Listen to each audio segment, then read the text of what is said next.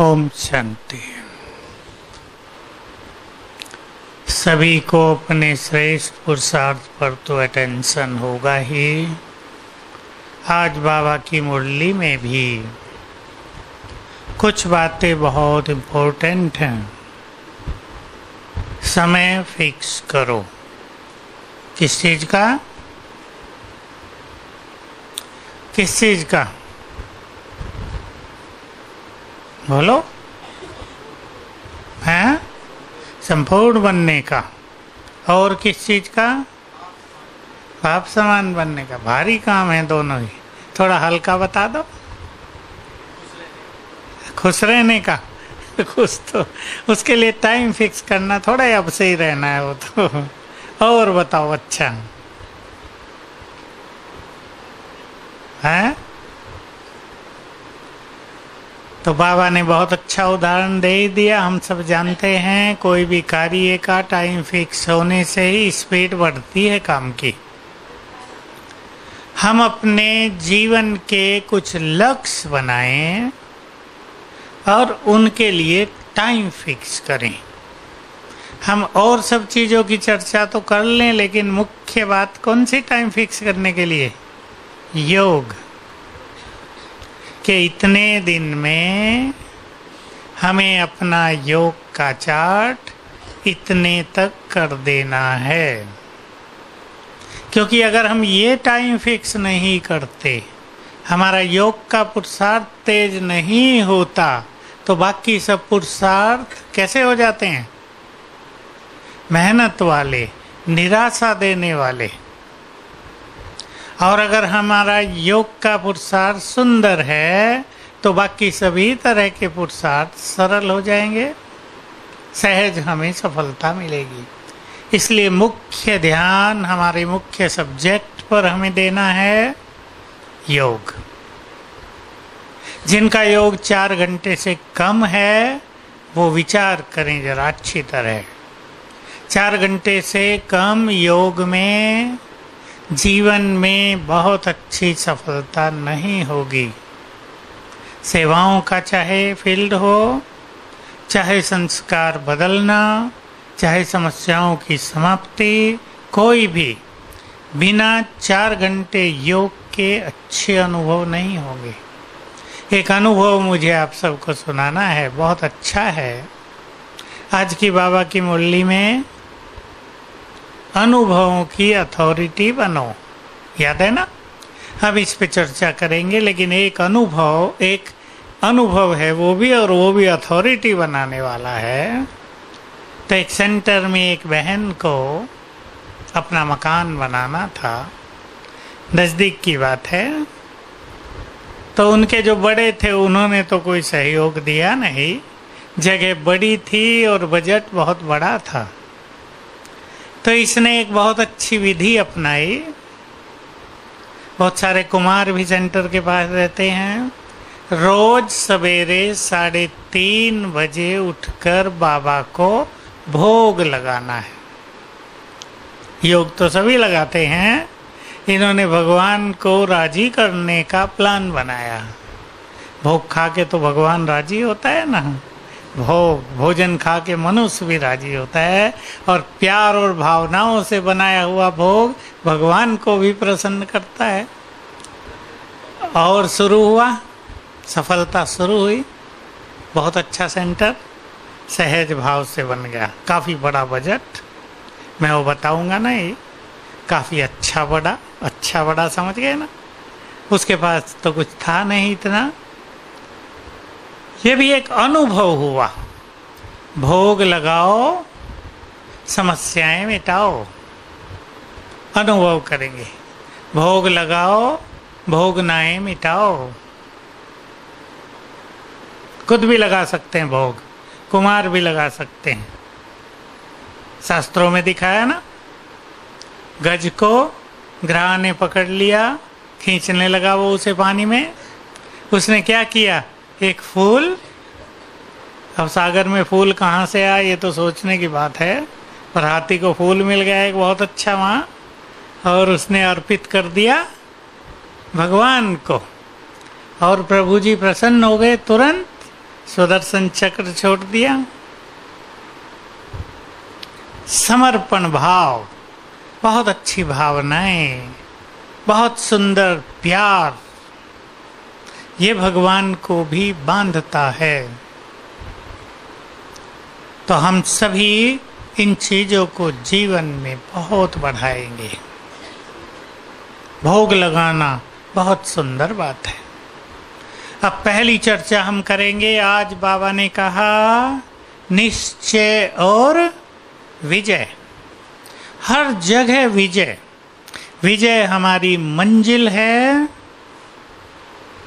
और रास्ता कौन सा है? स्मृति स्वरूप।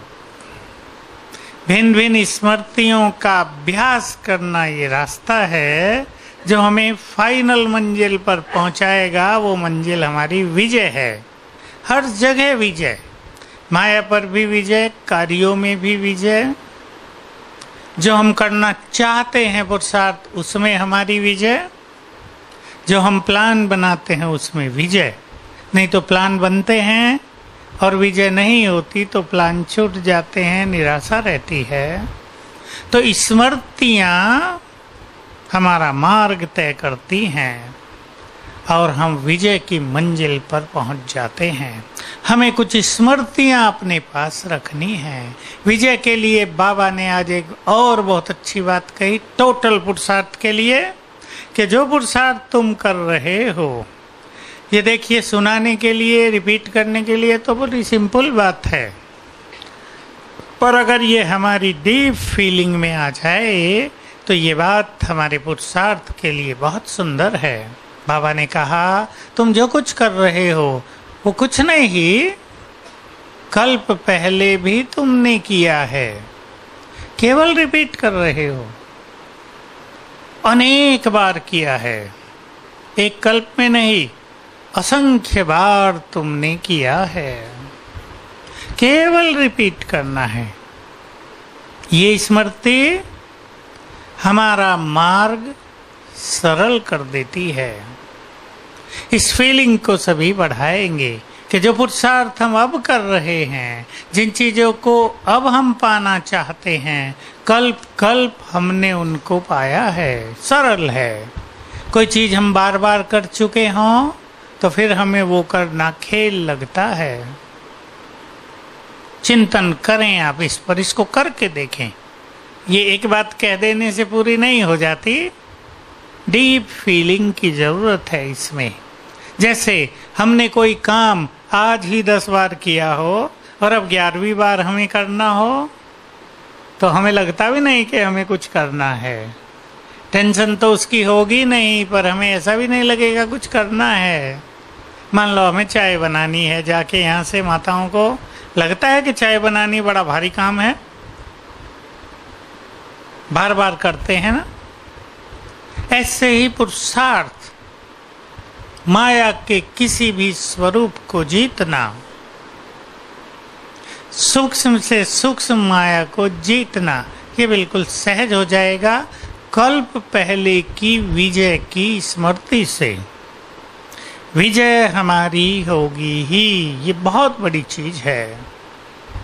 तो इस बार का स्वमान हम रखेंगे, मैं विजयी रत्न हूं। इसको डीप फीलिंग में लाने से हमें क्या फायदे होंगे कि विजय की शक्ति काम करना प्रारंभ करेगी। शक्तियां तो हमारे पास सारी हैं। आज बाबा ने कहा सर्व शक्तिवान का वर्षा है शक्तियां, बाप का वर्षा है विजय। आज ये 2 शब्द थे बहुत अच्छे।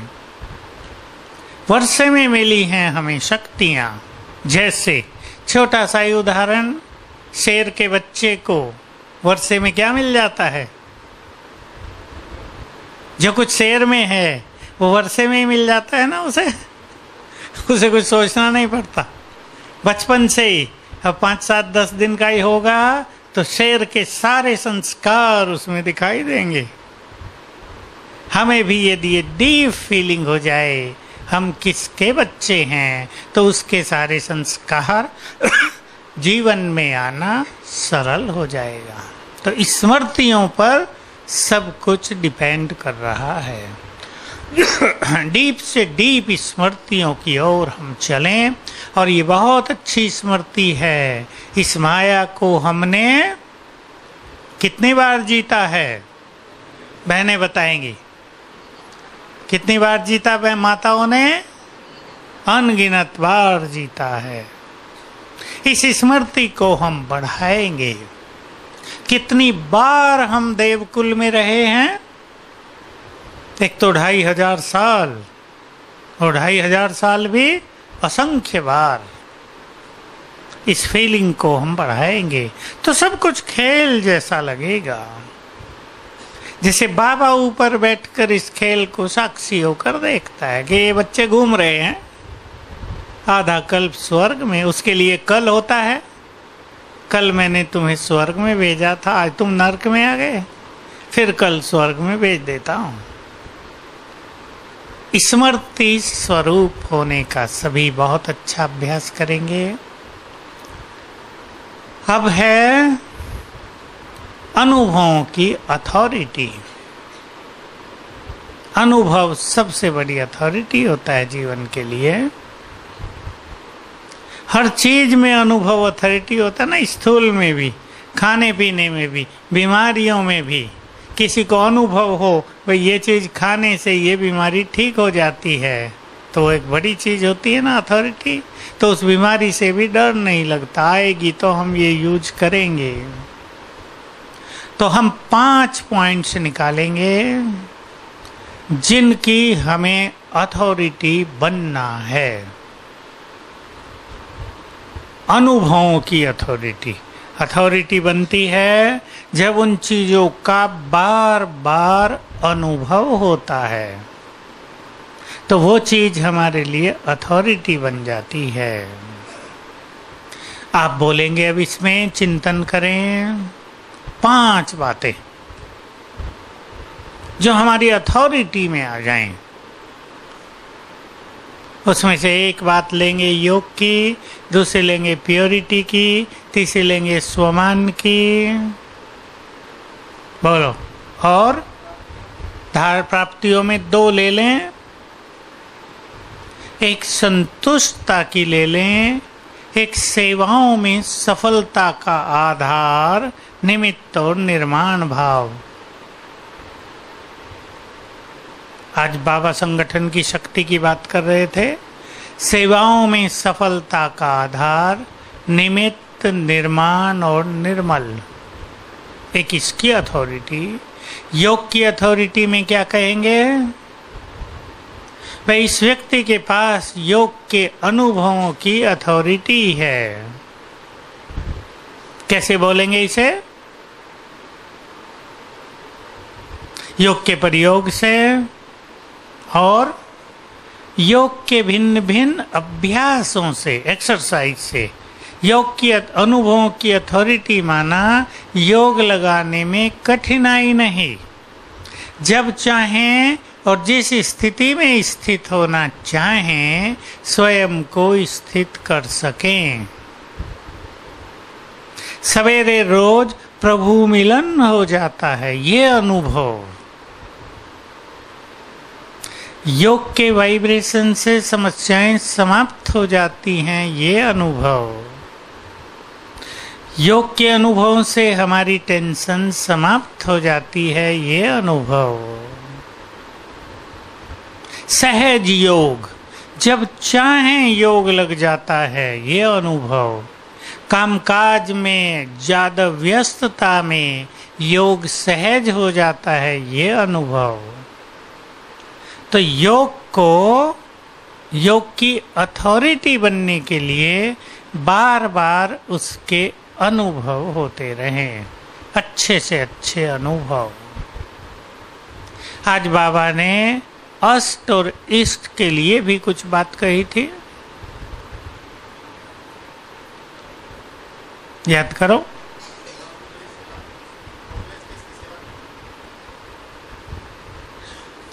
होपलेस केस में होप भर दें, और थी अच्छी बात। सबसे जो सुंदर स्थिति है किसी भी ज्ञान योग के मार्ग पर चलने वाले की। योगी की सर्वश्रेष्ठ स्थिति क्या है? लास्ट में याद करो, ऐसी आत्माएं ही योग युक्त होती हैं, अष्ट बनती हैं, सबकी इष्ट बन जाती हैं। अपकारी पर उपकार, ग्लानि करे कोई उसे भी अपना समझ ले। अब ये जो अपोजिट चीज है जिनमें मनुष्य की स्थिति बिगड़ती है, कोई अपमान करे उसको स्वमान में बदल दे, ग्लानि को महिमा में बदल दे। ये दोनों चीजें सबसे बड़ी चीज होती है जो मनुष्य की स्थिति को बिगाड़ती है। कौन कितना है, कितना योग किया है, किसने अपने अंदर ज्ञान की शक्ति भरी है, वो इन चीजों से समझ में आता है ना। मान अपमान, निंदा स्तुति, हार जीत, सुख दुख, सब में समान हो जाना। जो ग्लानि कर रहा है उससे नफरत न हो, बहुत बड़ी चीज है। ग्लानि करने वाले से हर व्यक्ति दूर रहता है, भाई इनसे दूर ही ठीक है, लेकिन किनारा नहीं, क्या हो जाए, किनारा नहीं, उनकी भी उस स्थिति को ठीक कर लें अपने अच्छे वाइब्रेशन से। ये बहुत सुंदर स्थिति है। जो लंबा समय योग युक्त रहते हैं, जिन्हें अपने स्वमान के द्वारा, अपने योग अभ्यास के द्वारा बहुत ज्यादा सुख मिल जाता है, उन्हें दूसरे के द्वारा की गई निंदा, अपमान भारी नहीं लगता। जो खाली हैं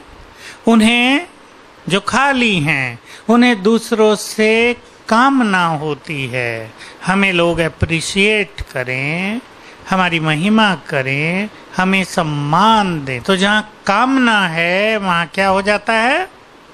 आत्मा कमजोर हो जाती है और सामना करने की शक्ति खत्म हो जाती है। मान की कामना है तो अपमान में स्थिति बिगड़ेगी, महिमा की कामना है तो निंदा होने पर स्थिति बिगड़ेगी। सेवा ही छोड़ देंगे, छोड़ो इस सेवा को।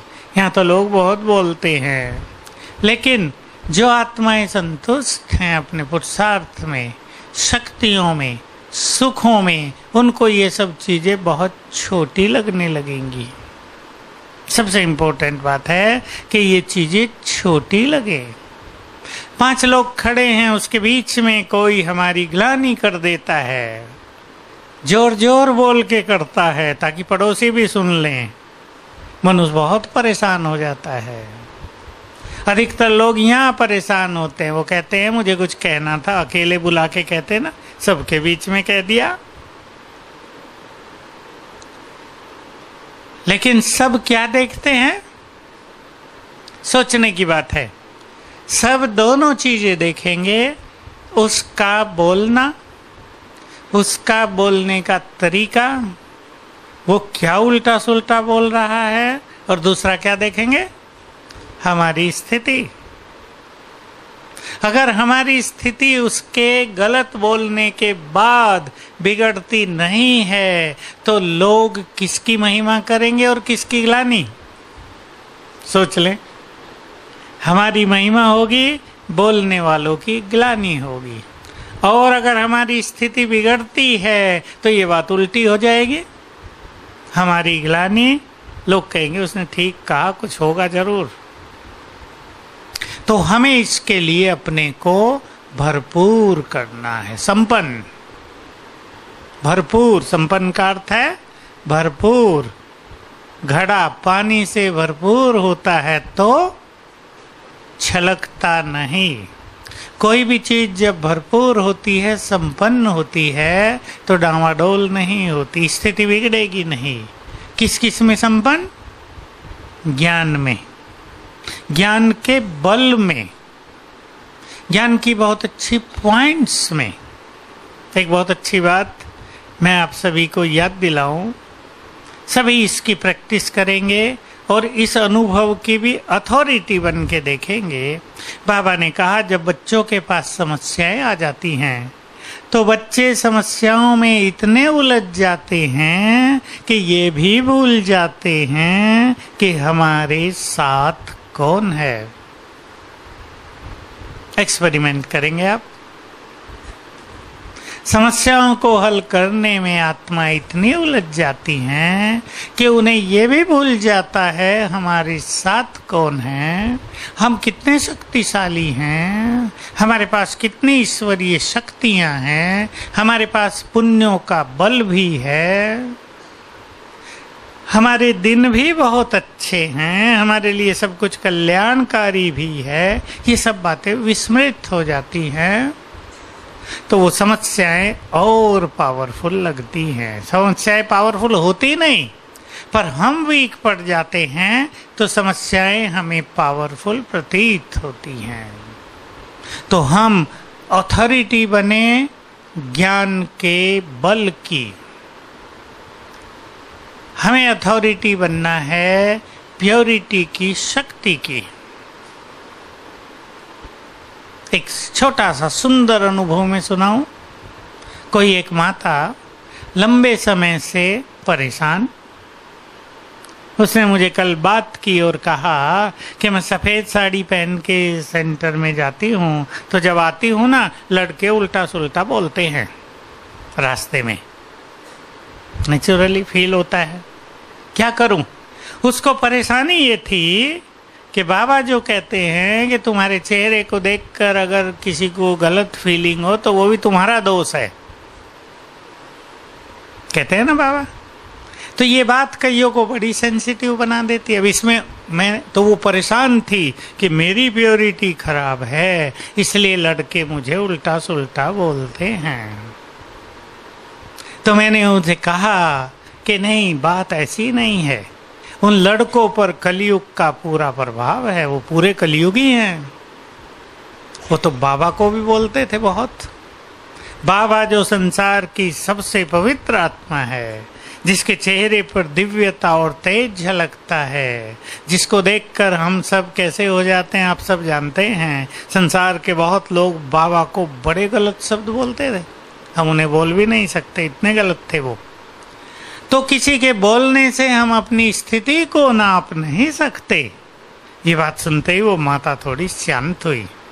जब मैंने कहा ना बाबा को बोलते थे, वो शांत हुई। और आज फिर फोन किया क्लास में जाने के बाद कि आज भी लड़के मिले लेकिन किसी ने कुछ नहीं बोला। बड़ी खुश थी, बहुत खुश थी। उसके घर 9 साल से उसने कोई घर बनाया है, 9 साल से उसको उस घर में प्रॉब्लम थी। आज उसने देखा, उसका चित्त शांत होते ही उस घर में उसका मन लगने लगा। नहीं तो उसने पहला प्रश्न किया था कल कि इस घर में आते ही मुझे अशांति होती है, संकल्प उठते हैं भाग जाए यहाँ से कहीं। अब बड़ा घर लिया है, थोड़ा सा शहर के बाहर है, उसे एकदम छोड़ के कहाँ भागेंगे। नया मिले वो भी अच्छा हो ना हो। तो ये बहुत अच्छे अनुभवों की अथॉरिटी बनने की बात है। हमारी मन की स्थिति श्रेष्ठ होगी तो परिस्थितियां बदल जाएंगी। आपे ही ये सब काम आपे ही होता है। हमारी प्योरिटी इस प्रकृति के लिए बहुत बड़ी शक्ति है।